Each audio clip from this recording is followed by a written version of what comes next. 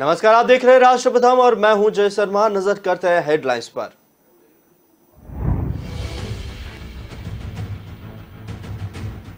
उपराष्ट्रपति जगदीप धनखड़ भारत के खिलाफ किसी भी तरह की प्रतिकूल टिप्पणी से आहत। म्यांमार के उत्तर मध्य स्थित एक स्कूल और गांव के सेना के हेलीकॉप्टर की गोलीबारी में कम से कम 17 अन्य लोग घायल। पाकिस्तान के पेशावर में दुबई जा रही फ्लाइट में एक शख्स ने फ्लाइट का कांच तोड़ने की कोशिश की। प्लेन के फ्लोर पर लेटकर नमाज पढ़ रहा था। अरविंद केजरीवाल बैठक को संबोधित करने के लिए वडोदरा पहुंचे। अरविंद केजरीवाल ने वादा किया पुराने पेंशन योजना लागू करेंगे। दिल्ली में आबकारी नीति को लेकर सियासी घमासान जारी। शराब नीति पर फिर गौरव भाटिया ने केजरीवाल को घेरा। नजर करते हैं खबरों पर विस्तार से। उपराष्ट्रपति जगदीप धनखड़ ने कहा कि वे भारत के खिलाफ किसी भी तरह की प्रतिकूल टिप्पणी से आहत है, जो जमीनी हकीकत से पूरी तरह से अलग है और जिसे मीडिया ने जोर शोर से उठाया है। अखिल भारतीय प्रबंधन संघ के 49वें राष्ट्रीय प्रबंधन सम्मेलन के संबोधित करते हुए धनखड़ ने कोविड-19 महामारी से निपटने, व्यापार करने में आसानी, आर्थिक सुधारों और भारत के आगामी G20 राष्ट्रपति पद के लिए सरकार की उपलब्धियां का जिक्र किया था। उपराष्ट्रपति ने कहा कि कार्यकारी नेतृत्व ने जमीन पर वह हासिल किया है जिसकी हमने पहले कभी कल्पना भी नहीं की थी। धनखड़ ने कहा कि महामारी ने सभी को देश की ताकत से अवगत कराया और ये जीवन के हर पहलू के परिलक्षित हुआ जब लोग मदद की जरूरत वाले लोगों की पीड़ा को कम करने के लिए आगे आए। उपराष्ट्रपति ने कहा कि कभी कभी ये मेरे दिल को दुख देता है कि जब दुनिया किसी भी कोने में इस देश की जमीनी हकीकत से पूरी तरह से अलग एक आवाज आती है और कुछ प्रतिकूल कहती है और जिसे मीडिया और शोर से उठाता है। धनखड़ ने कहा कि इस तरह की टिप्पणी सम्मेलन में शामिल होने वाले उद्योग जगत के नेताओं का अपमान है, जिसके पास कहीं से भी बोलने वाले सज्जन की तुलना में बहुत अधिक परिपक्व है। उपराष्ट्रपति ने कहा कि इस तरह की राजनीति को रोकना होगा और यह नियंत्रण केवल उस सहकर्मी समूह में हो सकता है जो मेरे सामने है। मैं इस पर अधिक विचार नहीं करूंगा। धनखड़ ने बिना किसी तर्क के आधार के उत्पन्न बड़ी बाधाओं के बावजूद कोविड के खिलाफ टीकाकरण में सरकार के प्रयासों की सराहना की। उन्होंने पश्चिम बंगाल के राज्यपाल के रूप में भी अपने कार्यकाल का जिक्र करते हुए कहा कि जिन लोगों ने यह चुनौती दी वे इस बात से अनजान थे कि वे भारतीय मां की प्रतिभा से खुद को दूर कर रहे हैं और भारत के विकास की कहानी साझा नहीं कर रहे हैं। धनखड़ ने कहा कि भारत इस साल के अंत में G20 की अध्यक्षता ग्रहण कर रहा है, जिससे देश को वैश्विक आर्थिक और राजनीतिक एजेंडा को आकार देने का मौका मिलेगा। Centuries ago we were leaders in every sphere of human activity. And we need to take pride in this.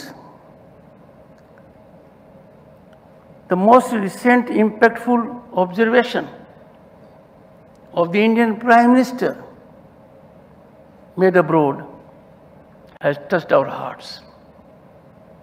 We have really come to a great level. Every Indian is proud of it. India is due to take presidency of G20 group this year end, and this will give us a great opportunity to play our own role in global economic and political agenda. The two are intermixed. I am confident and I have no doubt Atmanirbhar Bharat is shaping, and its architecture is being crafted majorly by the people who are here and online. Please continue your effort.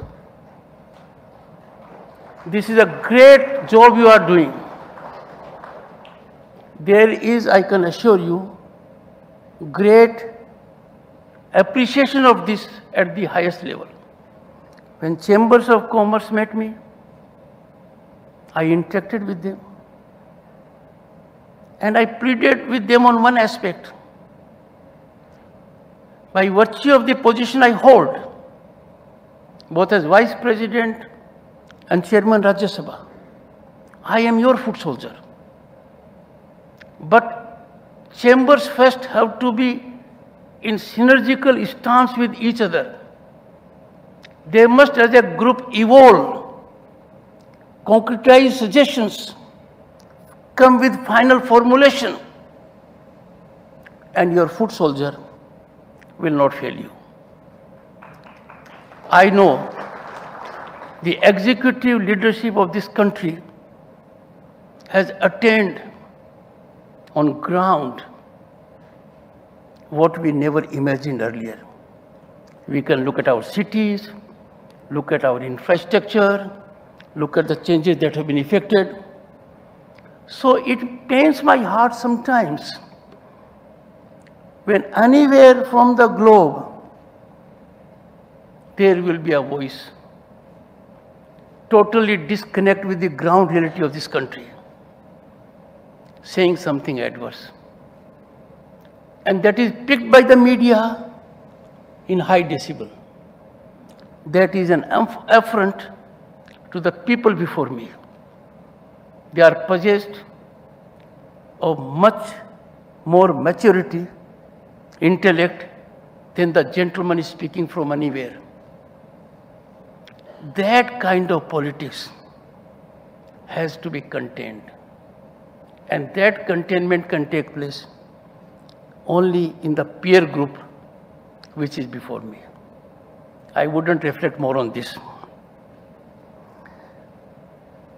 I am confident IIMA will continue to play its role wholesomely as it has done for so long, and compliments to the leadership for this excellent convention, which I have no doubt will make available all of you enough to take home, reflect, innovate, and then make it impactful for larger societal gain. Jai Hind. Myanmar के उत्तर मध्य स्थित एक school और एक गांव में सेना के हेलीकॉप्टरों की गोलीबारी में कम से कम 17 अन्य लोग घायल हो गए। सेना का कहना है कि उन्हें गोलियां इसलिए चलाई क्योंकि विद्रोही इस बिल्डिंग का इस्तेमाल सरकारी सेना पर हमला करने के लिए कर रहे थे। यह घटना पिछले शुक्रवार को उत्तर मध्य सेंगिंग क्षेत्र के लेट्योन कॉन गांव में हुई, जिसके बारे में जानकारी सोमवार को एक स्कूल प्रशासक और एक सहायता कर्मी ने जरिए सामने आई। स्कूल की प्रशासक ने समाचार एजेंसी को बताया कि वे बच्चों को सुरक्षित निकालने की कोशिश कर रही थी, तभी सरकारी Mi-35 हेलीकॉप्टर ने स्कूल पर फायरिंग शुरू कर दी। उन्होंने कहा कि चूंकि छात्राओं ने कुछ भी गलत नहीं किया था, मैंने कभी नहीं सोचा था कि उन्हें मशीन गनों से बेरहमी से गोली मारी जाएगी। प्रशासक ने आगे कहा कि वे 1 घंटे तक हवा से स्कूल कैंपस में गोली चलाते रहे। वे 1 मिनट के लिए भी नहीं रुके। उस समय हम केवल बौद्ध मंत्र का जाप कर सकते थे। सरकारी मीडिया ने अगले दिन हमले की सूचना दी, जिसमें दावा किया गया कि विद्रोही पीपुल्स डिफेंस फोर्स के सदस्यों और उनके समर्थकों काचिन इंडिपेंडेंस आर्मी KIA की मौजूदगी की रिपोर्ट मिलने के बाद सरकारी सेना औचक निरीक्षण के लिए गांव गई थी। मीडिया ने कहा कि स्कूल और आसपास के बौद्ध मठ में वे छिपे हुए थे। म्यांमार की सैन्य जुटा PDF को आतंकवादी मानती है। राज्य मीडिया ने आगे दावा किया कि जब सरकारी सुरक्षा बल वहां तलाशी लेने पहुंचे तो वहां छिपे विद्रोहियों ने उन पर गोलियां चला दी। हालांकि सैन्य जुटा ने के स्वीकार किया है कि हेलीकॉप्टर से फायरिंग करने से लोग घायल हो गए, लेकिन सैन्य जुटा ने दावा किया कि PDF और KIA ने ग्रामीणों को मानव ढाल के रूप में इस्तेमाल किया। जुटा ने इस फायरिंग में किसी बच्चे के मारे जाने या घायल होने का जिक्र नहीं किया। म्यांमार की सैन्य सरकार के साथ भारत का यह रिश्ता क्या कहलाता है? जब से सेना ने फरवरी 2021 में एक चुनी हुई सरकार को उखाड़ फेंका और राज सत्ता पर कब्जा कर लिया, म्यांमार में हिंसा भड़क उठी। विपक्षी आंदोलन, कुछ सशस्त्र संगठन देश भर में सक्रिय है, जबकि सेना उन्हें घातक और आक्रामक तरीके से जवाब दे रही है। लोकतंत्र समर्थक विद्रोहियों के खिलाफ सैन्य सरकार के अभियानों में आमतौर पर नागरिक मारे जाते हैं।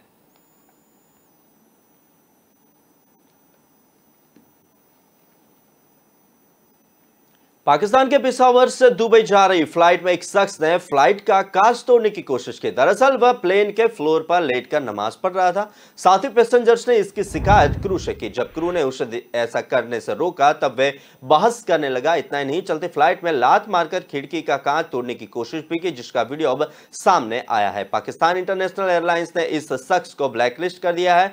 प्लेन के उड़ान भरते ही शख्स अजीबो गरीब हरकतें करने लगा। इससे उसने बेल्ट, पर्स और पास का सामान अपनी सीट पर रखा दिया और फिर प्लेन के फर्श पर लेट गया। साथ ही यात्रियों ने उसके इस बर्ताव पर आपत्ति जताई। तब वह सीट पर मुक्के मारने लगा और चिल्लाने लगा। पाकिस्तान की पीके 283 फ्लाइट जब रास्ते में थी, उसी दौरान यात्री कभी हिंसक हो गया तो कभी बहस करने लगा। उसकी क्रू पर हमला भी किया, इसलिए बाद में क्रू ने उसे उसकी सीट पर ही बांध दिया। हालांकि प्रोटोकॉल के मुताबिक फ्लाइट कैप्टन ने दुबई के एयर ट्रैफिक कंट्रोल से संपर्क करके सुरक्षा मांगी। दुबई हवाई अड्डे पर उतरने पर सिक्योरिटी ने इस शख्स को हिरासत में ले लिया। इंटरनेशनल फ्लाइट्स में पहले भी ऐसे कई मामले सामने आ चुके हैं। यूएस लेबर यूनियन के एक सर्वे के अनुसार 2021 में 84% फ्लाइट अटेंडेंट को विमान में हंगामा करने वाले यात्रियों से निपटना पड़ा। इनमें से 17% मामलों में फ्लाइट अटेंडेंट के शरीर पर चोटें भी आई। दिल्ली के मुख्यमंत्री और आम आदमी पार्टी के राष्ट्रीय संयोजक अरविंद केजरीवाल वडोदरा पहुंचे और यहां अरविंद केजरीवाल ने वादा किया कि अगर उनकी पार्टी गुजरात में सत्ता में आती है तो पंजाब की तरह गुजरात में भी सरकारी कर्मचारियों के लिए पुरानी पेंशन योजनाएं लागू की जाएगी।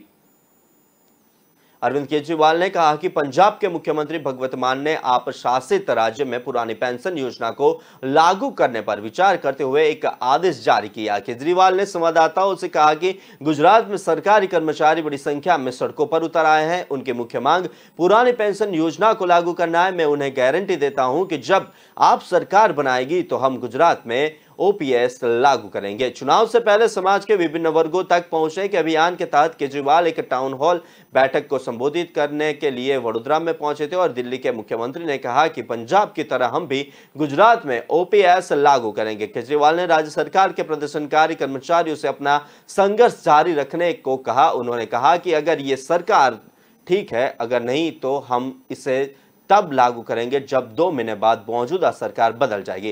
केजरीवाल ने कहा कि राज्य के कर्मचारी सरकार को चुनने या हराने में बड़ी भूमिका निभाते हैं। उन्होंने उनसे आपको बढ़ावा देने और पिछले 27 वर्षों में गुजरात में सत्ता में रही भाजपा सरकार को उखाड़ फेंकने का काम करने का आग्रह किया। पिछले कई दिनों से गुजरात के सरकारी कर्मचारी बड़ा व्यग्र प्रदर्शन कर रहे हैं।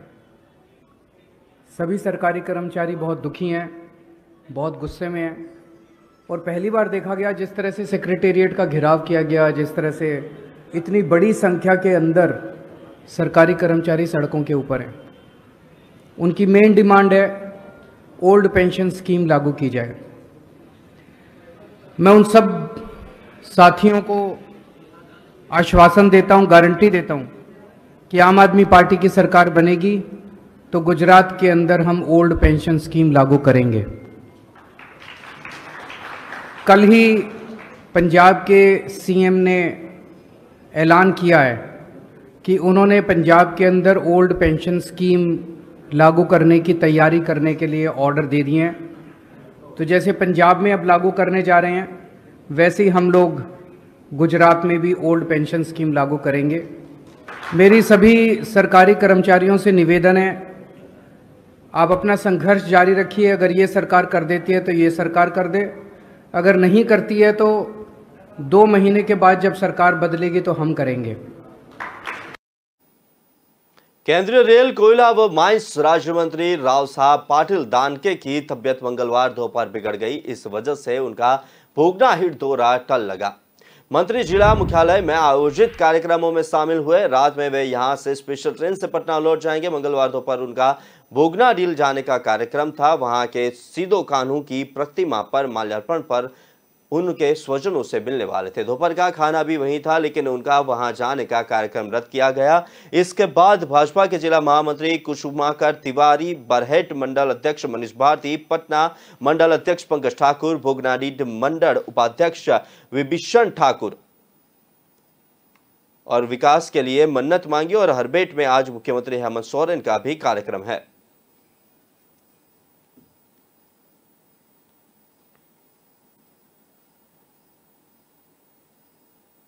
वक्त हुआ एक छोटे से ब्रेक का, लेते एक ब्रेक।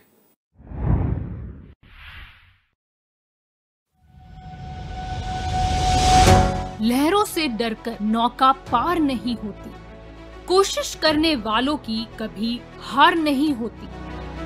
नन्ही चींटी जब दाना लेकर चलती है, चढ़ती दीवारों पर 100 बार फिसलती है। मन का विश्वास रगों में साहस भरता है, चढ़कर गिरना गिरकर चढ़ना न अखरता है। आखिर उसकी मेहनत बेकार नहीं होती, कोशिश करने वालों की कभी हार नहीं होती। डुबकी या सिंधु में गोताखोर लगाता, जा जाकर खाली हाथ लौट कर आता। मिलते नहीं सहज ही मोती गहरे पानी में, बढ़ता 2 गुना उत्साह इसी हैरानी में। मुट्ठी उसकी खाली हर बार नहीं होती, कोशिश करने वालों की कभी हार नहीं होती। असफलता एक चुनौती है, इसे स्वीकार करो। क्या कमी रह गई देखो और सुधार करो। जब तक न सफल हो नींद चैन को त्यागो तो, संघर्ष का मैदान छोड़कर मत भागो तो। कुछ किए बिना ही जय जयकार नहीं होती, कोशिश करने वालों की कभी हार नहीं होती। कुछ नया करो।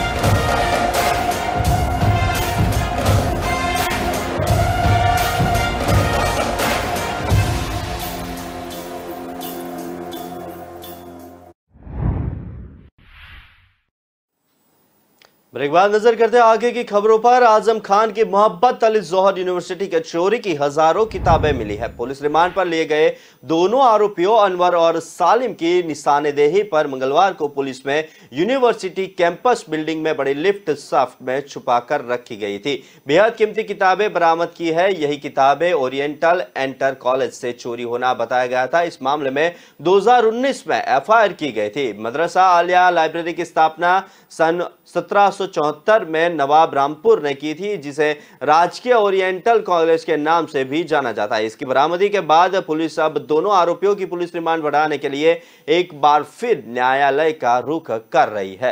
रामपुर पुलिस का कहना है कि आरोपियों ने कबूला कि यूनिवर्सिटी प्रशासन की सह पर किताबें चुराई गई थी और इन्हीं की सह पर छुपाया गया था, जो उस दौरान कर्मचारी थे। सभी मुलजिम बनेंगे, इसकी पीसीआर अलवाई कर रही है और फिर पीसीआर पर लेकर और चीजें बरामद करेंगे। इससे पहले पुलिस ने कैंपस में खुदाई करते ऑटोमेटिक स्वीपिंग मशीन बरामद की थी। मशीन कैंपस में गड्ढा खोद कर दबाई गई थी। मशीन नगर पालिका परिषद सदर की बताई जा रही है। अनवर और सालिम आजम खान और उनके बेटे के करीबी है। लगातार दूसरे दिन पुलिस के हाथ पुख्ता सबूत लगने से आजम की मुश्किलें बढ़ती दिख रही है। रामपुर पुलिस ने अनवर और सालिम को 4 दिन पहले गिरफ्तार किया था। पुलिस पूछताछ में दोनों ने काफी खुलासे किए हैं। इसी कड़ी में बीते दिन मदरसा आलिया के प्रधानाचार्य ने पुलिस को सूचना दी थी कि गिरफ्तार किए गए आरोपियों से अगर इंटर कॉलेज से चोरी गई किताबों के बारे में पूछा जाए तो किताबें मिल सकती है। इस सूचना पर पुलिस ने जब गिरफ्तार किए गए अनवर और सालिम से सख्ती से पूछताछ की तो उन्होंने मौलाना मोहम्मद अली जौहर यूनिवर्सिटी के म्यूजियम की लिफ्ट के नीचे किताबें दबी होने की बात बताई। हिमाचल की राजधानी शिमला के अटल बिहारी वाजपेयी राजकीय कॉलेज सुन्नी में शिक्षकों की कमी से साथ साथ अन्य समस्याओं को लेकर अलग अलग छात्र संगठनों द्वारा धरना प्रदर्शन किया जा रहा है। मंगलवार को छात्र संगठन एबीवीपी सुन्नी इकाई के छात्रों ने सरकार और कॉलेज प्रशासन के खिलाफ धरना प्रदर्शन किया। एबीवीपी सुन्नी इकाई सचिव रितिका शर्मा ने बताया कि कॉलेज में चल रहे अध्यापकों के रिक्त पदों के कारण विद्यार्थियों की पढ़ाई में फर्क पड़ रहा है। विज्ञान संकाय में तो केवल गणित की कक्षाएं ही लग रही है, वहीं लंबे समय से तैयार कॉलेज के सभागार का उद्घाटन नहीं हो रहा है। कॉलेज में पानी और सफाई की बहुत अधिक समस्या है, जिसको लेकर कॉलेज प्रशासन हिमाचल विश्वविद्यालय से लेकर सांसदों और शिक्षा मंत्री तक ज्ञापन सौंपे गए, लेकिन कॉलेज की समस्याओं की अनदेखी की जा रही है। उन्होंने कहा कि जब तक मांगे पूरी नहीं होती और प्रदर्शन चलता रहेगा, यदि मांगे जल्दी पूरी नहीं होती है तो परिषद और उग्र प्रदर्शन करके सड़कों पर उतरेगा। कॉलेज के पीटीए संघ ने भी प्रशासन और सरकार के खिलाफ शिक्षकों के खाली पदों को लेकर मोर्चा खोला है। हाल ही में पीटीए की बैठक हुई थी जिसमें शिक्षकों के खाली पदों को लेकर काली प्रशासन और सरकार से मांग की गई। पीटीए संघ का कहना है कि छात्र को अन्य कॉलेज में माइग्रेट होना पड़ रहा है क्योंकि यहां पर शिक्षकों की भारी कमी है।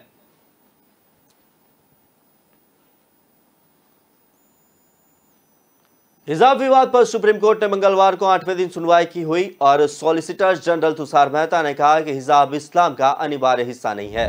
कुछ ऐसे इस्लामिक देश हैं जहां हिजाब का विरोध हो रहा है और महिलाएं इसके खिलाफ प्रदर्शन कर रही है। कोर्ट ने पूछा किस देश में, इस पर एसजी ने कहा कि ईरान में इससे साबित होता है कि हिजाब पहनना इस्लाम में जरूरी नहीं है। इसके बाद कोर्ट ने सुनवाई बुधवार तक स्थगित कर दी है। इससे पहले सॉलिसिटर जनरल सुप्रीम कोर्ट को बताया कि जिन छात्राओं ने हिजाब बैन के खिलाफ याचिका दायर की है वे कट्टरपंथी संगठन पॉपुलर फ्रंट ऑफ इंडिया के प्रभाव से ऐसा कर रही है। उन्होंने यह भी कहा कि हिजाब विवाद सामने आने से पहले कर्नाटक की छात्राएं शैक्षणिक संस्थाओं में ड्रेस कोड का पालन कर रही थी। मेहता ने कहा कि किसी वेधशाला या पाठशाला में कोई धोती पहन सकता है, लेकिन सेकुलर शिक्षण संस्थाओं में धार्मिक पहचान दिखाने वाली ड्रेस पहनने की इजाजत नहीं दी जा सकती। मेहता ने आगे कहा कि मान लीजिए कल को बार काउंसिल ऑफ इंडिया तिलक पर पाबंदी लगा दे तो यह तब तक जारी रहेगी, तब तक कोई साबित न कर दे कि यह अनिवार्य धार्मिक रस्म है। तिलक के मामले में कहा जा सकता है कि यह धार्मिक तौर पर अनिवार्य नहीं है। सॉलिसिटर जनरल तुषार मेहता ने जस्टिस हेमंत गुप्ता और सुधांशु धुलिया की बेंच को बताया कि 29 मार्च 2013 को उडुपी के सरकारी प्री यूनिवर्सिटी गर्ल्स कॉलेज ने प्रस्ताव पास करके यूनिफॉर्म तय की। तब हिजाब को यूनिफॉर्म का हिस्सा नहीं बनाया गया और उस समय किसी भी लड़की को इस यूनिफॉर्म से परेशानी नहीं हुई। याचिकाकर्ताओं ने भी जब 2021 में इस कॉलेज में एडमिशन लिया तो उन्होंने भी यूनिफॉर्म के नियमों का पालन किया। उन्होंने कहा 2022 में पीएफआई ने सोशल मीडिया पर एक कैंपेन चलाया जिसका मकसद था लोगों की धार्मिक भावनाओं को आहत करते उपद्रव फैलाना। ऐसा नहीं है कि कुछ बच्चियों ने अचानक से तय कर लिया कि वे हिजाब नहीं पहनेगी। यह सबूत सुनियोजित षड्यंत्र के तहत हुआ। ये बच्चे वही कर रहे थे जो पीएफआई उनसे करवा रही थी।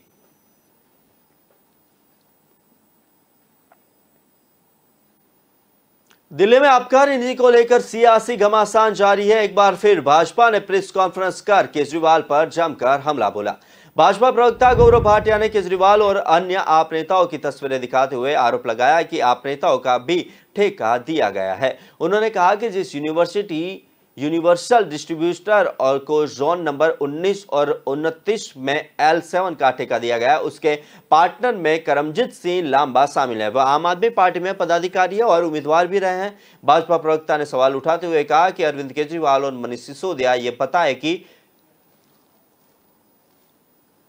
गरीबियों को भ्रष्टाचार की रेवड़ियां क्यों बांट रहे हैं। जिसको आप सर्टिफिकेट देते हैं कि कट्टर ईमानदार है, वो व्यक्ति जेल के सलाखों के पीछे है, क्यों? एमएलए हैं उनके भी बड़े नजदीकी हैं। और इसके बाद क्या होता है, ये एक और तस्वीर देखिए। अब इस तस्वीर में गजब यह है, विधायक सौरभ भारद्वाज उनका हाथ पकड़े हुए हैं। ये हमारे केएस लांबा उनका हाथ पकड़े हैं, कह रहे भ्रष्टाचार करो, पीछे से जोर मैं लगा रहा हूं, चिंता नहीं करना। अरविंद केजरीवाल को मोटी रकम देनी है, हम सब मिलकर लूटेंगे। किसी विधायक के साथ इतनी नजदीकियां चिंताजनक है, परेशान करने वाली है, व्यथित करती हैं।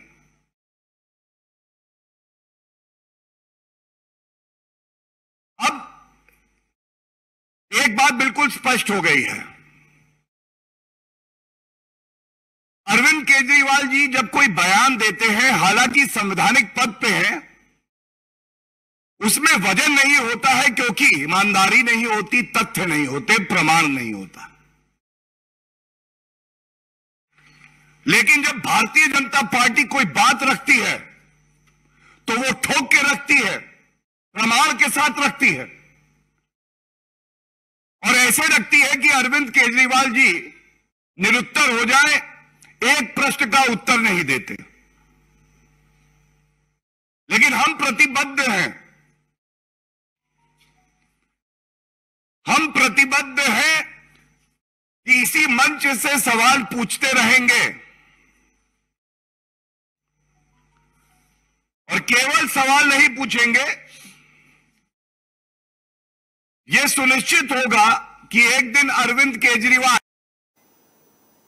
मध्य प्रदेश की राजधानी भोपाल में पहली बार आईटीआई का दीक्षांत समारोह हुआ। यह कार्यक्रम भोपाल के कुशाभाऊ ठाकरे हॉल में आयोजित हुआ, जिसमें मुख्यमंत्री शिवराज सिंह चौहान ने प्रशिक्षणार्थियों को डिग्री दी। मुख्यमंत्री शिवराज सिंह चौहान ने कार्यक्रम में दौरान कहा कि मैं 21वीं सदी स्किल की सदी में है, जिसकी हाथ में कुशलता है वो ही आगे बढ़ेंगे। उन्होंने कहा कि जनसंख्या कमजोरी नहीं, हमारी ताकत बनकर उभरेगी। युवा के हाथ में अगर कौशल्य दिया जाए तो युवा चमत्कार करेंगे।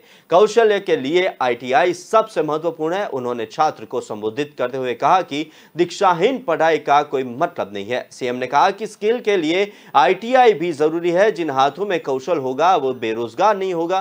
पहले तकनीकी विभाग को छोटा माना जाता था, लेकिन हम 10 नए मॉडर्न आईटीआई बना रहे हैं। उन्होंने कहा कि मेरे लिए आप सब महत्वपूर्ण है और प्लेसमेंट से लेकर रोजगार का रास्ता है। आपका मामा हमेशा आपके साथ है। मुख्यमंत्री ने बताया कि मध्य प्रदेश के 19 आईटीआई को देश में 2 स्टार मिले हैं और उच्च ग्रेडिंग के लगातार प्रयास करते रहेंगे। प्रदेश के हर ब्लॉक में एक आईटीआई बनाएंगे, जिससे बच्चों को ट्रेनिंग लेने बाहर ना जाना पड़े। हमारे 4 प्रतिभागियों को सम्मानित किया गया। उन्होंने चिंता जाहिर करते हुए कहा कि मानता है कि रोजगार जरूरी है और इसलिए हर महीने हम रोजगार दिवस का आयोजन करते हैं, जिसके लिए हमने मुख्यमंत्री उद्यम क्रांति योजना बनाई, जिसमें लोन की गारंटी मामा लेता है। सीएम शिवराज ने कहा कि जल जीवन मिशन के गांव में पाइपलाइन बिछ रही है। कई बार काम करने के लिए स्किल्ड लोग नहीं मिलते हैं और आप लोग में कई लोग थे, ये भी काम कर सकते हैं। हमने ग्रामीण इंजीनियरिंग की कल्पना की और आप सब भी इंजीनियर ही हो। बता दें कि आईटीआई का मतलब औद्योगिक प्रशिक्षण संस्थान है। आईटीआई करने के बाद में आप सरकारी और प्राइवेट नौकरी आसानी से पा सकते हैं। जानकारी के अनुसार इस कोर्स में अलग अलग प्रकार के ट्रेड होते हैं। आईटीआई के सरकारी प्राइवेट कॉलेज मौजूद है और कई यूनिवर्सिटी भी इस प्रकार के कोर्स प्रोवाइड करती है। 10 संभागीय केंद्रों पे 10 मॉडल आईटीआई, उनके निर्माण का काम तेजी से जारी है। और बाकी जो आईटीआई थी, मैंने पिछले टर्म में ही ये योजना बनाई कि आईटीआई के अच्छे भवन होने चाहिए, टपरे जैसे भवनों में नहीं चलेगी। और इसलिए एक मुश्त हमने कई बिल्डिंग स्वीकृत की। नए नए ट्रेड कौन कौन से आ सकते हैं जिसपे काम मिल सकता है, हमने वो ट्रेड वहां शुरू करने का काम किया। और आज भी आप ये मत सोचना कि हम यहां रुक जाएंगे। मैं बच्चों को यह विश्वास दिलाता हूं कि जो ट्रेड आवश्यक हैं अलग अलग, वो सारे ट्रेड मध्य प्रदेश में आर्टिफिशियल इंटेलिजेंस सहित आज की आवश्यकता के लिए जो भी आवश्यकता होगी, हम उसमें उसको पूरा करने में हम कोई कसर नहीं छोड़ेंगे। अलग अलग जितने भी ट्रेड हैं जिनमें काम मिलता है बच्चों को, उनको हम पूरा करेंगे। सचमुच में पहले यहाँ तो कई जगह आईटीआई थी नहीं, स्वीकृत थी तो भवन नहीं थे, भवन थे तो खंडहर थे। ट्रेड जो अलग अलग ट्रेड थे उनके ट्रेनर्स नहीं थे, उपकरण उपलब्ध नहीं थे, प्रशिक्षक नहीं थे। लेकिन अब सब कुछ उपलब्ध कराने की हम लगातार कोशिश कर रहे हैं, ताकि हमारे आईटीआई में ट्रेनिंग प्राप्त करने वाले बच्चे किसी से पीछे ना रहे। बांद्रा कुर्ला कॉम्प्लेक्स पुलिस ने शनिवार को एक 72 वर्षीय महिला को कानून की डिग्री के बिना वकील के रूप में प्रैक्टिस करने के आरोप में गिरफ्तार किया। वे 14 साल यानी 2008 से मुंबई में बिना डिग्री के कानून का अभ्यास कर रही थी। महिला की पहचान मार्दे के रेबेका जॉब उर्फ मंदाकिनी काशीनाथ सोहिनी के रूप में हुई, जो बांद्रा पश्चिम के पाल हिल निवासी है। बीकेसी पुलिस के अनुसार पुलिस ने 15 जुलाई को उसकी पहचान को सत्यापन करने के लिए बुलाया था। बोरीवली के वकील अकबर अली मोहम्मद खान ने सोहिनी के खिलाफ केस दर्ज कराया था। उन्होंने दावा किया कि सोहिनी कई वर्षों से बिना वकील के मुंबई के परिवार और अन्य अदालतों में ग्राहकों का प्रतिनिधित्व कर रही है।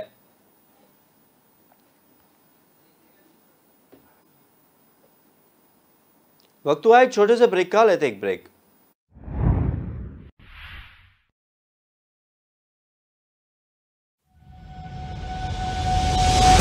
लहरों से डरकर नौका पार नहीं होती, कोशिश करने वालों की कभी हार नहीं होती। नन्ही चींटी जब दाना लेकर चलती है, चढ़ती दीवारों पर 100 बार फिसलती है। मन का विश्वास रगों में साहस भरता है, चढ़कर गिरना गिरकर चढ़ना न अखरता है। आखिर उसकी मेहनत बेकार नहीं होती, कोशिश करने वालों की कभी हार नहीं होती। डुबकी या सिंधु में गोताखोर लगाता, जा जाकर खाली हाथ लौट कर आता। मिलते नहीं सहज ही मोती गहरे पानी में, बढ़ता 2 गुना उत्साह इसी हैरानी में। मुट्ठी उसकी खाली हर बार नहीं होती, कोशिश करने वालों की कभी हार नहीं होती। असफलता एक चुनौती है, इसे स्वीकार करो। क्या कमी रह गई देखो और सुधार करो। जब तक न सफल हो नींद चैन को त्यागो तो, संघर्ष का मैदान छोड़कर मत भागो तो। कुछ किए बिना ही जय जयकार नहीं होती, कोशिश करने वालों की कभी हार नहीं होती। कुछ नया करो।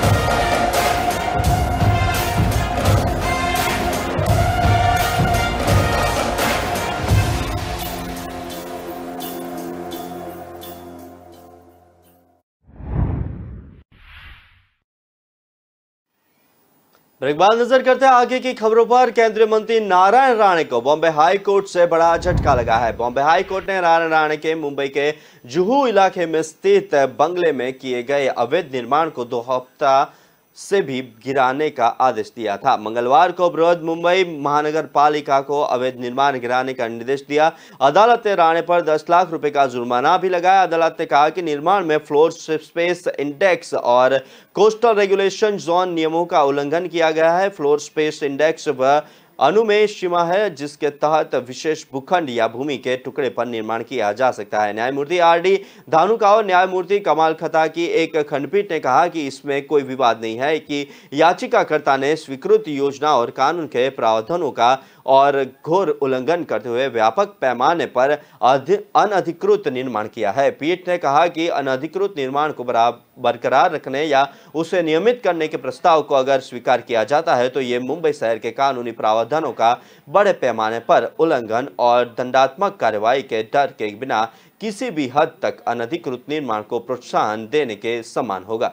इससे पहले बीएमसी ने अदालत से कहा था कि वे केंद्रीय सूक्ष्म लघु एवं मध्यम उद्यम मंत्री नारायण राणे के जुहू बंगले में अनधिकृत निर्माण को नियमित करने के लिए दूसरे आवेदन पर सुनवाई के लिए तैयारी है। हालांकि इस संबंध में पहला आवेदन खारिज कर दिया गया था। पीठ ने मंगलवार को कहा कि अगर बीएमसी के रुख को स्वीकार कर लिया जाता है तो हर शहर का कोई भी निवासी पहले बड़े पैमाने पर अनधिकृत निर्माण करने के बाद फिर नियमितीकरण की मांग कर सकता है। पीठ ने अपने फैसले में कहा कि वे बीएमसी के इस रुख से आश्चर्यचकित है।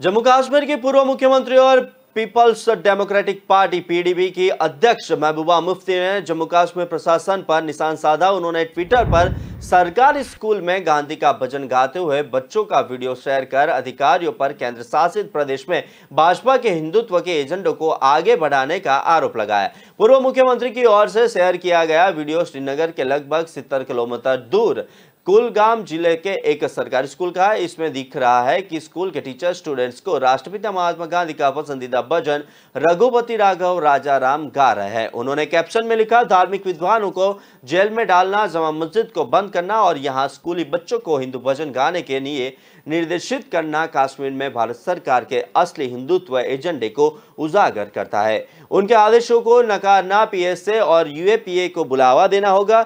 यह वह कीमत है जो हम इस बदलते जम्मू कश्मीर के लिए चुका रहे हैं। उन्होंने अन्य ट्वीट में लिखा, पाखंड की कोई सीमा नहीं है, क्योंकि भाजपा खुद मंदिर, दरगाह या गुरुद्वारे में पगड़े बांधने का कोई मौका नहीं छोड़ती है। ये लोग तब तक नहीं रुकेंगे जब तक कि वे अपने एजेंडे को लागू करके हमारी सभी धार्मिक और सूफी परंपराओं को अपने कंट्रोल में नहीं कर लेते हैं। इधर जम्मू कश्मीर भाजपा के प्रदेश अध्यक्ष रविंद्र रैना ने महबूबा मुफ्ती के आरोपों को खारिज कर दिया है। उन्होंने पूर्व मुख्यमंत्री पर बिना तथ्यों के झूठ फैलाने का आरोप लगाया। साथ ही जम्मू कश्मीर शिक्षा विभाग ने आदेश की कॉपी भी शेयर की है, जिसमें गांधी जयंती के मौके पर स्कूलों ने भजन के निर्देश दिए गए थे। कार्यक्रम के दौरान स्कूलों में रघुपति राघव राजा राम भजन गाना भी शामिल है। हमारी जामे मस्जिद जम्मू जो कश्मीर में है, 2019 से उस पर ताला लगा हुआ है। वहाँ लोग जाके इबादत नहीं कर सकते, नमाज नहीं पढ़ सकते। अभी हाल ही में जो हमारे मजहबी स्कॉलर्स हैं, उनको पुरानी किसी बयान के जिसकी वो सज़ा ऑलरेडी काट चुके हैं, उनको जेलों में डाल दिया गया। और अब लेटेस्ट ये है कि हमारे स्कूल के बच्चों को, जो मुस्लिम बच्चे हैं, देखिए हम हिंदू मुसलमान में फ़र्क नहीं करते, मगर हर एक को हक दिया है हमारे कॉन्स्टिट्यूशन ने अपने अपने मज़हब को फॉलो करने का। और इन बच्चों को जो भजन है वो इनसे उनको गाने के लिए कहा जाता है उनको, और उनको टीचर्स भी यही काम करते हैं। तो मुझे लगता है कि ये अब हमारे मज़हब के ऊपर सीधे एक हिसाब से अटैक कर रहे हैं। और लगता है कि जो बीजेपी का जो हिंदुत्व का एजेंडा है, जो इनका रैपिड हिंदुत्व है, उसको भी जम्मू कश्मीर में ही लेबॉर्ट्री बना के ये इसको जो है इसको आजमाना चाहते हैं। और ये कतई गलत है, ये बिल्कुल गलत है, इसकी इजाज़त नहीं दी जाएगी। और जम्मू कश्मीर के लोग बहुत सब्र किए हुए हैं, बहुत उन्होंने सब्र का दामन जो है पकड़ा हुआ है, मगर ये नहीं चलेगा। हम गांधी जी की बहुत इज्जत करते हैं, और जो जिसका सहारा लेके इसको ये जो सरकार है, government of India, Jammu Kashmir में बिलखुसूस कश्मीर की वादी में वहाँ के बच्चों से जो है दूसरे मज़हब के भजन गाने के लिए उनको कहती है, ये वही गांधी जी है जिन्होंने हिंदू मुसलमानों के लिए अपनी जान दी, और जिनकी जान लेने वाला सबसे पहला आतंकवादी इस मुल्क का गोडसे, जिसकी बीजेपी पूजा करती है। विशेष न्यायाधीश एमपी एमएलए सियाराम चौरसिया की अदालत ने लंका थाने में दर्ज गैंगस्टर के मामले में बसपा सांसद अतुल राय की जमानत अर्जी खारिज कर दी। डीजीसीसी ज्योति शंकर उपाध्याय के मुताबिक तत्कालीन थानाबद्ध संजीव कुमार मिश्र क्षेत्र में गश्त पर थे। उसी दौरान सूचना मिली कि भावरकोल गाजीपुर निवासी अतुल राय का एक संगठित गिरोह है। गिरोह में सुजीत सिंह बेवला भी शामिल है। यह लोग गैंग बनाकर अपने व अपने सदस्यों के आर्थिक व भौतिक लाभ के लिए आपराधिक घटनाओं को अंजाम देते थे। इनके भय से जनता का कोई भी व्यक्ति इनके खिलाफ मुकदमा लिखाने और गवाही का साहस नहीं कर पाता। जांच के यह भी पता चला कि 6 जुलाई 2017 को इन लोगों ने हथियारों से लैस होकर भेटावर रोहनिया निवासी सर्वेश त्रिपाठी को अपहरण करने की नियत से जबरदस्ती गाड़ी में बैठाकर ले जाने का प्रयास किया। जनता के विरोध पर सर्वेश को फेंककर जान से मारने की धमकी देते हुए भाग निकले। डीएम की संस्तुति पर दोनों के खिलाफ गैंगस्टर का मुकदमा दर्ज किया गया। इस मामले में सुजीत बेवला की पहली ही जमानत खारिज की जा चुकी है। अदालत ने समाज विरोधी कृत्य को देखते हुए जमानत की अर्जी खारिज कर दी थी।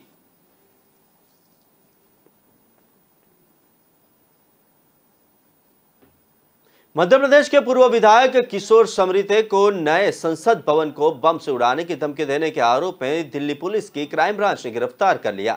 समरीत ने लोकसभा राज्यसभा के सिक्योरिटी जनरल को एक बैग में धमकी भरे पत्र के साथ जिलेटिन रोड भेजकर संसद भवन उड़ाने की धमकी दी थी। दिल्ली क्राइम ब्रांच ने डीसीपी अमित गोयल ने बताया कि समरीते को सोमवार को भोपाल के कोलार में ऑर्चिड प्लेस से अरेस्ट किया गया। आरोपी ने सुप्रीम कोर्ट और लोकसभा अध्यक्ष को भी धमकी भरे पत्र भेजे थे। समरीते बालाघाट की लांजी विधानसभा से विधायक रह चुके हैं। उन पर नक्सलियों के साठगांठ के भी आरोप लग चुके हैं। एक हफ्ते पहले संसद भवन में सिक्योरिटी गार्ड को एक बैग मिला था जिसमें राष्ट्रीय ध्वज, संविधान की कॉपी, जिलेटिन रोड और एक पत्र था। इस पत्र में लिखा था, यदि हमारे 70 सूत्रीय मार्गों की पूरी नहीं हुई तो सेंट्रल विस्ता को बम से उड़ा देंगे। इसके लिए 30 दिसंबर की टाइमलाइन भी तय की थी। इसके बाद दिल्ली क्राइम ब्रांच, आईबी समेत अन्य एजेंसियां अलर्ट हो गई। किशोर समृत ने कांग्रेस के स्टूडेंट विंग से अपनी राजनीतिक शुरू की थी। बाद में वे जनता दल और फिर समाजवादी पार्टी में शामिल हो गए। समृत ने 2007 में सपा के टिकट पर उपचुनाव जीतकर विधायक बने थे। यह सीट पूर्व मंत्री दिलीप भटेरे के निधन के बाद खाली हुई थी। समृत ने जेल में रहकर चुनाव लड़ा था। उस समय वे चावड़ी जलाने के आरोप में जेल में बंद थे। समृत ने 2022 में निर्दलीय चुनाव लड़ा लेकिन हार गए। समृत ने वर्तमान में संयुक्त क्रांति पार्टी के अध्यक्ष है।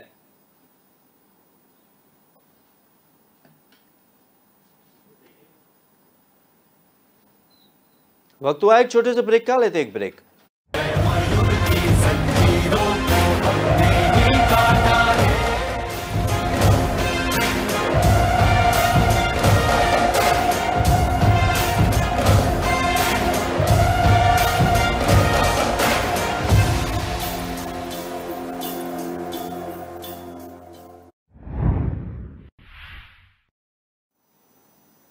एक बार नजर करते हैं आगे की खबरों पर। पर्यावरण मंत्री गोपाल राय ने कहा कि दिल्ली सरकार राजधानी में पराली जलाने से रोकने के लिए 5000 एकड़ बासमती और गैर बासमती धान के खेतों में पूषा का बायो डिकम्पोजर घोल का छिड़काव करेगी। उन्होंने आगे कहा कि ट्रायल के तौर पर पंजाब के खेतों में भी बायो डिकम्पोजर घोल का छिड़काव किया जाएगा। मालूम हो कि माइक्रोक्रोबियल घोष पूरा बायो डिकम्पोज को भारतीय कृषि अनुसंधान संस्थान ने विकसित किया है, जो धान के पराली को 15 से 20 दिनों के अंदर खाद में बदल सकता है।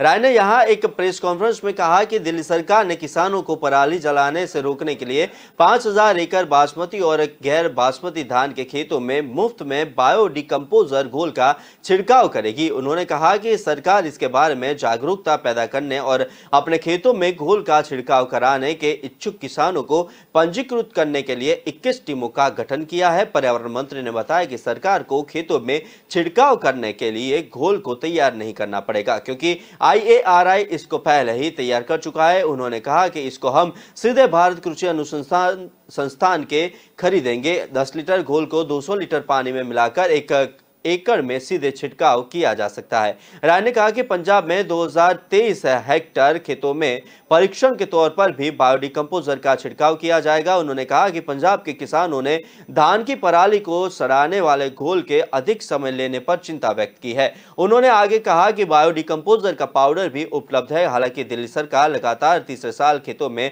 छिड़काव करने के लिए पूषा बायोडिकम्पोजर घोल का प्रयोग करेगी। करीब 3 दशक से दहशत, हिंसा और धर्मांध से घिरे कश्मीर के लिए मंगलवार का दिन खास रहा। जम्मू कश्मीर के उपराज्यपाल मनोज सिन्हा ने मंगलवार को श्रीनगर में कश्मीर के पहले मल्टीप्लेक्स का उद्घाटन करते हुए कहा कि केंद्र शासित प्रदेश के प्रत्येक जिले में जल्द ही 100 सीटों वाले सिनेमा हॉल होंगे। श्रीनगर शहर के शिवपुरा इलाके में पहले मल्टीप्लेक्स सिनेमा माहौल का उद्घाटन करने के बाद सभा को संबोधित करते हुए उपराज्यपाल मनोज सिन्हा ने कहा कि सिनेमा प्रेमी कश्मीर में हर जगह है और घाटी में सिनेमाघरों का एक महान इतिहास है। उपराज्यपाल ने कहा, एक समय था जब बड़ी संख्या में लोग दोस्तों और परिवारों के साथ फिल्में देखने आते थे। सिनेमा उन्हें मनोरंजन के अलावा बड़ा सोचने और बड़े सपने देखने का अवसर प्रदान करेगा। उन्होंने कहा कि सन 1965 में बॉलीवुड की एक ब्लॉकबस्टर प्रसिद्ध बॉलीवुड अभिनेता शम्मी कपूर अभिनीत फिल्म जानवर ब्रॉडवे सिनेमा में प्रदर्शित की गई थी। उपराज्यपाल ने कहा, कश्मीर के लिए कपूर का प्यार ऐसा था कि उन्होंने अपने परिवार के सदस्यों को श्रीनगर के डल झील में उनका अंतिम संस्कार करने के लिए कहा था। उन्होंने कहा कि कश्मीरी लोग पिछले 3 दशकों में मनोरंजन के लिए तरसते हैं और आज पहला मल्टीप्लेक्स घाटी के लोगों को मनोरंजन करने का एक मौका देगा। उपराज्यपाल ने कहा कि पुलवामा और शोपियां जिलों में 2 बहुउद्देशीय सिनेमा हॉल शीघ्र ही आ रहे हैं। हम जम्मू कश्मीर में हर जिले में 100 सीट वाले सिनेमा हॉल स्थापित करने की योजना बना रहे हैं। नई फिल्म नीति के बारे में जम्मू कश्मीर के उपराज्यपाल ने कहा कि हाल ही में कश्मीर में बहुत सारी फिल्मों की शूटिंग की गई थी और बहुत कुछ पाइपलाइन में था। उन्होंने कहा, जैसे ही हम इसमें होंगे फिल्म सिटी भी स्थापित की जाएगी। हम नई फिल्म नीति के तहत युवा फिल्म निर्माताओं को काफी प्रोत्साहन देंगे ताकि स्थानीय रोजगार पैदा हो सके। उपराज्यपाल ने कहा कहा कि जिन लोगों ने वर्षों तक जम्मू कश्मीर पर शासन किया वे अपने मनोरंजन के लिए जम्मू कश्मीर और यहां तक कि विदेशों से भी बाहर जाते थे, जबकि मनोरंजन के सभी साधन यहां बंद रहे। जहां कभी ब्रॉडवे अब आइनॉक्स। बता दें कि जम्मू कश्मीर की ग्रीष्मकालीन राजधानी श्रीनगर में शुरू हुआ आइनॉक्स मल्टीप्लेक्स बादामी बाग सैन्य छावनी क्षेत्र से ठीक उसी जगह बना है जहां कभी 1965 में ब्रॉडवे सिनेमा हुआ करता था। ब्रॉडवे अब इतिहास हो चुका है। हम मल्टीप्लेक्स करीब 2 साल में बनकर तैयार हुआ है। इसके मालिक कश्मीरी हिंदू विकास घर है। उन्होंने आतंकियों की धमकियों की परवाह किए बिना कश्मीर से पलायन नहीं किया। इस जगह पर पूर्व में बना ब्रॉडवे सिनेमा भी विकास घर का ही था। विजय घर के कहा है कि इस पहले दिन हम फिल्म लाल सी चड्ढा दिखा रहे थे। ऐसा इसलिए कि फिल्म के कई सीन कश्मीर में फिल्माए गए हैं। इसमें कई कलाकार कश्मीर है। आम लोगों के लिए मल्टीप्लेक्स 1 अक्टूबर से खुलेगा। अगले 10 दिन तक हम वादी के विभिन्न वर्गों के लिए फिल्म के विशेष शो आयोजित कर रहे हैं।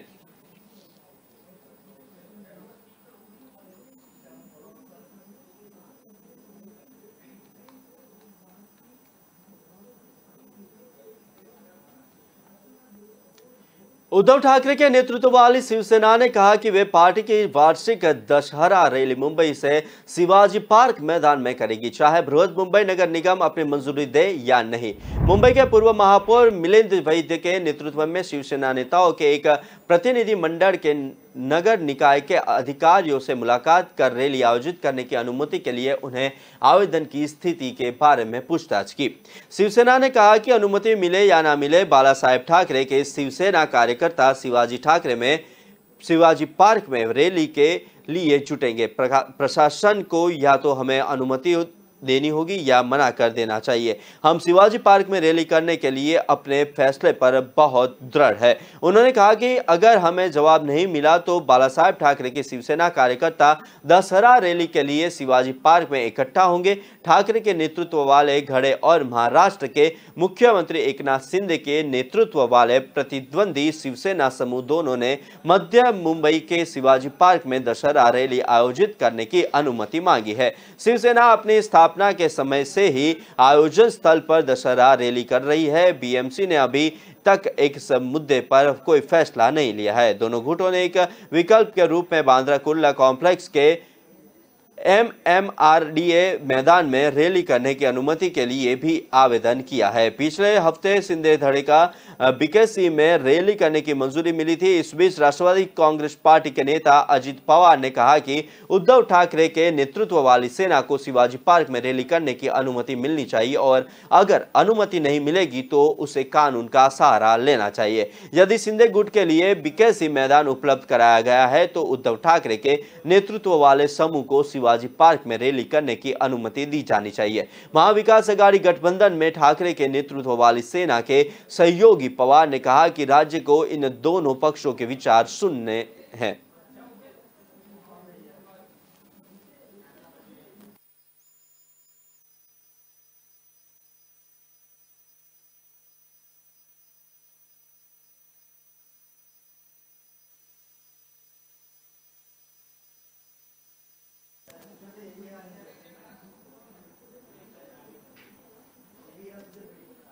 प्रवर्तन निदेशालय ने सोमवार को बंगाल के एसएससी भर्ती घोटाले में पहली चार्जशीट फाइल की है। इसमें ईडी ने दावा किया है कि पार्थ ने अवैध तरीकों से मोटी रकम कमाई जिसे अर्पिता मुखर्जी के घर में छिपाया। यह पैसा शिक्षक भर्ती घोटाले से अलग दूसरे अवैध कामों और स्कैम में कमाया गया था। इस पैसे अर्पिता के नाम पर प्रॉपर्टी भी खरीदी गई थी।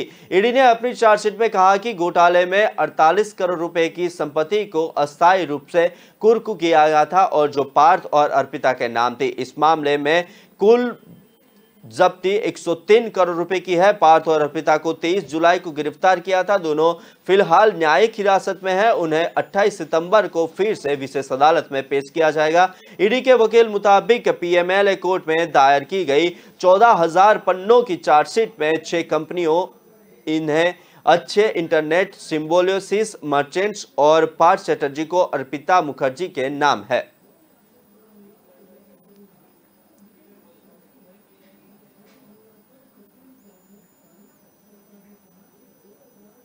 बॉलीवुड को लेकर एक बहुत बड़ी खबर सामने आ रही है। राजू श्रीवास्तव कॉमेडी किंग अब हमारे बीच नहीं रहे हैं, जिसे अभी बॉलीवुड पूरा शोकमग्न दिखाई दे रहा है। बॉलीवुड किंग और साथ ही में अपने कॉमेडी से सबको दिल को बैठाने वाले राजू श्रीवास्तव अब हमारे बीच नहीं रहे।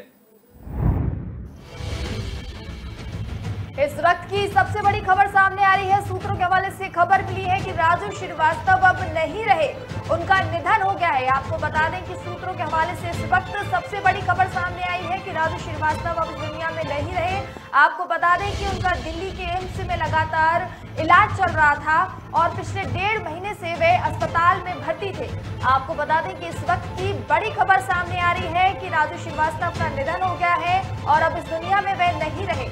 आपको बता दें कि पिछले 45 दिन से राजू श्रीवास्तव का इलाज चल रहा था दिल्ली के एम्स में और उनकी जो ब्रेन है वो कोई भी कुछ रिकवरी नहीं हो पा रही थी, जिस वजह से उनका इलाज अभी भी चल रहा था। लेकिन अब इस वक्त की बड़ी खबर सामने आ रही है कि अब राजू श्रीवास्तव इस दुनिया में नहीं रहे हैं। आपको बता दें कि दिल्ली के एम्स में पिछले 1.5 महीने से उनका इलाज चल रहा था। आपको बता दें कि इस वक्त की बड़ी खबर सामने आ रही है कि राजू श्रीवास्तव का निधन हो गया है। सूत्रों के हवाले से बड़ी खबर सामने आई कि राजू श्रीवास्तव अब नहीं रहे। इस वक्त की सबसे बड़ी खबर सामने आ रही है। सूत्रों के हवाले से खबर मिली है कि राजू श्रीवास्तव अब नहीं रहे, उनका निधन हो गया है। आपको बता दें कि सूत्रों के हवाले से इस वक्त सबसे बड़ी खबर सामने आई है कि राजू श्रीवास्तव अब दुनिया में नहीं रहे। आपको बता दें कि उनका दिल्ली के एम्स में लगातार इलाज चल रहा था और पिछले 1.5 महीने से वे अस्पताल में भर्ती थे।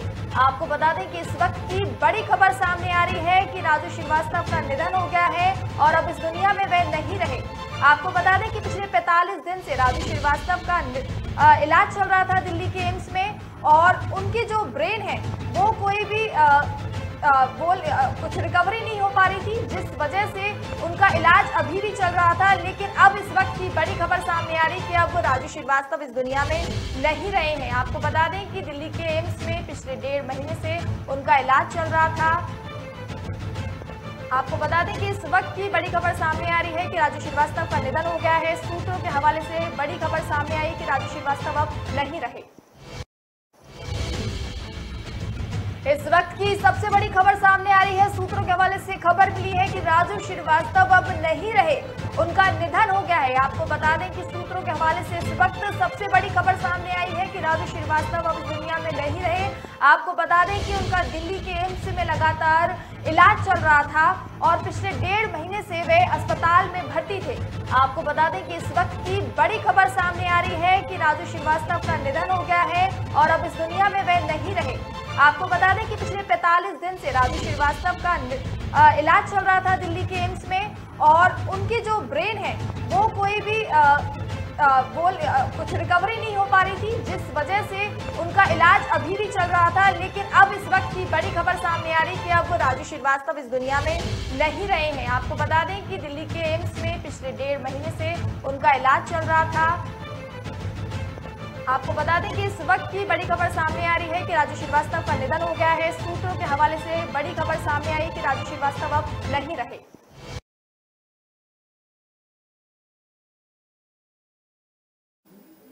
रुक करते आगे की खबरों पर। रूसी सेना को पीछे कर यूक्रेनी बल ने अब ऑस्केल नदी को पार कर लिया है। वह पूर्वी दोनबास में रूस के कब्जे वाले बलों पर बड़े हमले की तैयारी कर रहा है। इस बीच यूक्रेनी राष्ट्रपति वोलोदिमीर ज़ेलेंस्की ने संकल्प लिया कि अपने खोए क्षेत्र को दोबारा हासिल करने में कोई कमी नहीं छोड़ेंगे। उधर एक रूसी रॉकेट सोमवार तड़के यूक्रेन के दक्षिण में मौजूद परमाणु ऊर्जा संतरण के पास गिरा। इससे औद्योगिक उपकरण क्षतिग्रस्त हो गए हैं। इस माह की शुरुआत में उत्तर पूर्व में यूक्रेनी सेना द्वारा रूसी सैनिकों को खदेड़ने के बाद से उसकी रफ्तार में बड़े बदलाव आए, जब यूक्रेनी बल काफी आक्रामक होकर हमले कर रहा है और रूस को लगातार हरा रहा है। ऑस्केल नदी को पार करना एक मील का पत्थर है, क्योंकि नदी दक्षिण में सीवर्स की दोनेत्स्क में बहने हुए रूस के आक्रमण का मुख्य केंद्र रही है। इसके आगे लुहांस्क प्रांत है जो 2014 से अलगाववादियों का गढ़ रहा है और उन्हें रूस का समर्थन मिलता रहता है। यदि यूक्रेनी बलों ने रूसी सेना को यहां से पीछे धकेल दिया तो रूसी सैनिकों में भगदड़ मच सकती है। उधर रूस की मिसाइल्स के माइकोलिव क्षेत्र स्थित पिवदेनो यूक्रेन परमाणु संयंत्रण के पात्र गिरी है। इससे रिएक्टर को क्षति नहीं पहुंचेगी लेकिन कुछ उपकरणों को नुकसान हुआ है। रूसी मिसाइल के माइकोलिव स्थित पिवदेनो यूक्रेन परमाणु संयुक्त और संयंत्रण के नियंत्रण गिरने पर यहां कुछ टूट-फूट हुई है। देश के परमाणु ऊर्जा संचालक एनरगोइटम ने इस हमले की निंदा करते हुए इसे परमाणु आतंकवाद करार दिया। इसने कहा कि मिसाइल संयंत्र से सिर्फ 300 मीटर दूर गिरी, जिस वजह से विस्फोट हुआ और परिसर में स्थित इमारतों की 100 से ज्यादा खिड़कियों के शीशे टूट गए। रूस ने इस पर कोई टिप्पणी नहीं की है। दक्षिणी क्षेत्र में यूक्रेन के सशस्त्र बलों ने विमान और तोपखाने की मदद से रूसी गोला बारूद डिपो, कमांड पोस्ट और वायु रक्षा प्रणालियों पर हमला किया। यूक्रेनी वेबसाइट यूक्रेन फॉर्म की रिपोर्ट में बताया गया कि यूक्रेनी सेना इस क्षेत्र में काफी रणनीतिक रूप से हमलों को अंजाम दे रही है। उसने शत्रु पर 11 हवाई हमले किए और मिसाइल्स व तोपखाने से 200 से ज्यादा फायर किए गए।